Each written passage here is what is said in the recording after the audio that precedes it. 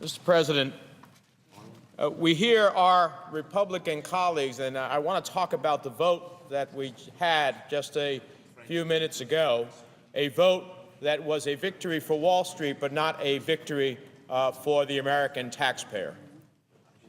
We hear our Republican colleagues proclaim they're for Wall Street reform, that they are on the reform bandwagon, but then they seem to pull the emergency brake. Mr. President, the Senate's not in order.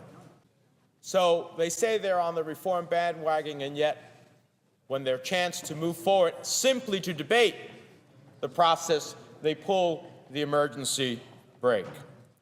The approach our colleagues on the other side of the aisle have taken on Wall Street reform symbolizes America's worst fears about how the powerful operate. They held a closed-door strategy session with Wall Street executives that, from published reports, included solicitations for their campaign committee. Then they marched into this chamber with a script, a Wall Street playbook, written by the nation's most significant Republican political consultant. And rather than debating what was in the bill, they went to the Wall Street playbook.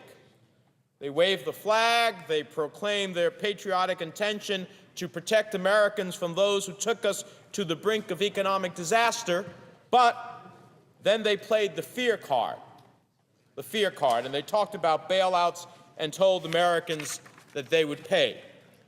And when Americans realized that our Wall Street reform is actually what it actually was, is what in essence has to be done to end taxpayer bailouts, that opponents were just playing fast and loose with the facts to protect the big banks instead of taxpayers, our colleagues on the other side claim to embrace Wall Street reform in front of the cameras, while behind the scenes, behind closed doors, they continue to strategize with Wall Street about how to kill this legislation.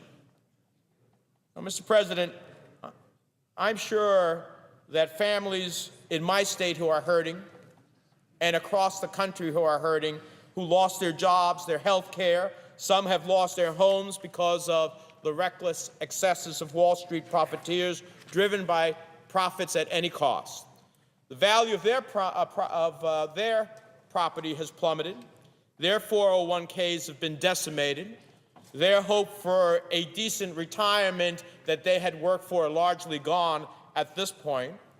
And so American taxpayers want accountability, not trickery. They want all of us in this chamber to stand up for them and mean it, not stand up for Wall Street and try to find a clever way to make it look like they're for Main Street. We need only to look at the actions of those on the other side over the past 2 weeks to see the real story. They huddle with Wall Street. They strategize about how to protect Wall Street, but they make it sound like they are protecting Main Street. It's a game of mirrors, appear to stand for reform, but do Wall Street's bidding. They hire a political consultant to tell them which words to use.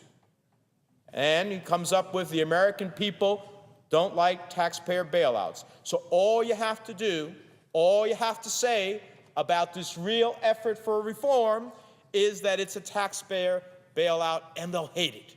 And they'll hate it. The only problem is that the facts don't fit their rhetoric.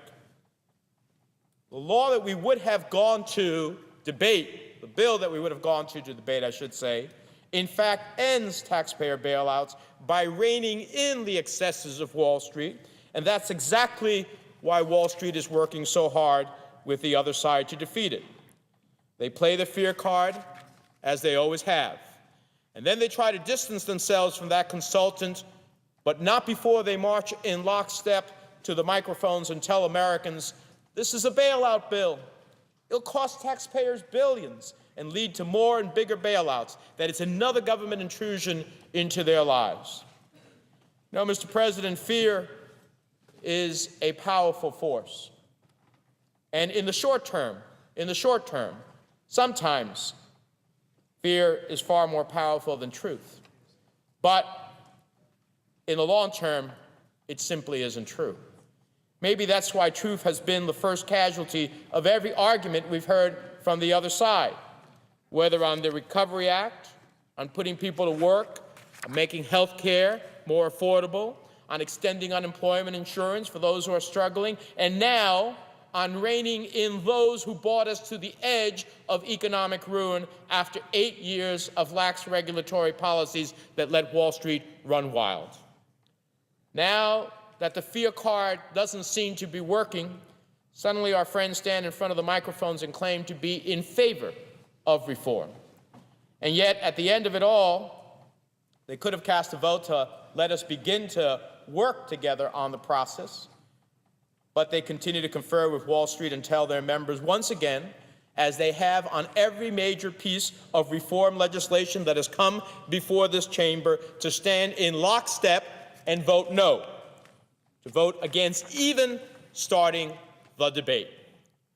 Mr. President, I say to my colleagues today, blindly following your consultant didn't work out so well, and neither will blindly following an obstructionist strategy work out very well either. The American people have figured out the trick. You can't talk like a gladiator and put on the show for the taxpayers and then be a mouthpiece for Wall Street. Mr. President, doing nothing and calling it leadership is not an answer. Saying no once again and keeping the status quo is not an option. Saying no to sensible Wall Street reform is a surefire way to wind up right back in the same mess we just got out of recently. Saying no is the surest recipe. That's the surest recipe. Saying no is the surest recipe for more taxpayer bailouts. The bottom line is, we as Democrats are here to say yes to common sense reform so that Wall Street excesses will never take us to the brink of economic ruin again. Yes to a free market, but there's a difference between a free market and a free-for-all market. And what we've had is a free-for-all market. Our Republican colleagues seem to want the free-for-all system to remain exactly as it is. Same lack of rules, same lack of oversight, same mega profits for the large Wall Street banks. And I ask, at whose expense? At what cost to American families? At what risk to the very foundation of our economic system? If our colleagues are serious about ending taxpayer bailouts, then they should favor making banks pay for their reckless behavior. Instead, they come to the floor one after another in an attempt to gut it.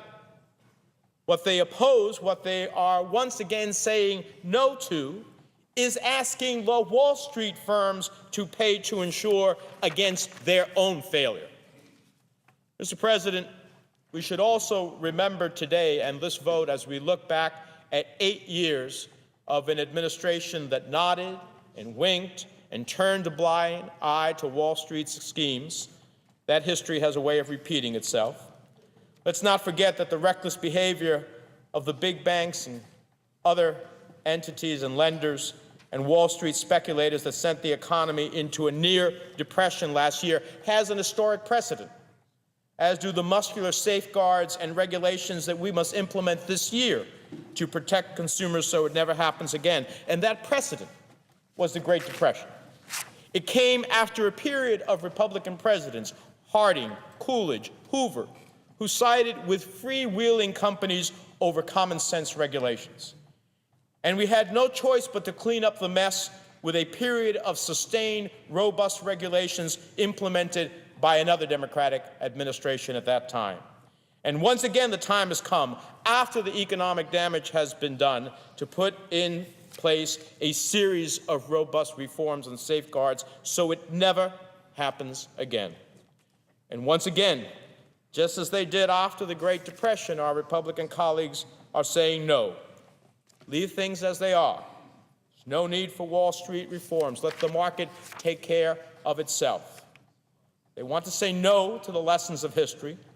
We need to say yes to common sense reforms. Yes to sensible oversight and regulations. Yes to protecting the jobs, homes, and retirement savings of families who have been playing by the rules. Yes to protecting them from more reckless financial gambling and creative derivative schemes. Yes to guaranteeing taxpayers will never be on the hook the next time risky corporate decisions force a too-big-to-fail company into bankruptcy. We can't have a system where big Wall Street banks and others take huge gambles, knowing they can keep the gains if they win, but we, as a country, will pay the costs if they lose. That's playing Russian roulette with our economy. And when that happens, the victims are hardworking families who did everything right. They played by the rules, Wall Street didn't, and they expect us to make it right. They worked as hard as they could at every job they had and earned all their lives to buy a home and raise their families, send their kids to college, and maybe, just maybe, put something away for a decent, safe, comfortable retirement. But now, Mr. President, they sit at the kitchen table at night asking heart-wrenching questions. Can we afford the mortgage this month? Can we keep our health insurance? How do we pay our credit card bills? Will we keep our jobs? Will we lose our home? Can we ever retire? These are the families who needed a yes vote a little while ago. They need our protection. They didn't deserve what happened to them. Now we have a chance to make things right so it will never happen again. The Senate needs to take up Wall Street reform, and the choice is simple. Do we stand up for a banking system that is fair, transparent, and honest? Or do we stand for a banking system that takes advantage of consumers, one in which speculation runs wild and puts the entire economy at constant risk? Do we stand on the side of working families who play by the rules? Or do we stand on the side of a Wall Street and big banks, not the community banks, because they're not the ones who got us in this, but those large institutions who have gotten far too comfortable writing their own rules? In my view, the choice is clear. It's time for the Senate to step up to the plate on behalf of working families. It is time for reform. It's time to end too big to fail. It's time to rein in the bulls. It's time to protect hardworking taxpayers. It's time to simply move forward and take up the debate. And I hope the Majority Leader will bring us to another vote so that we can, in fact, get to that moment in which we can move forward and have the debate and have the amendments and ultimately know who stands for the taxpayer and who stands for Wall Street.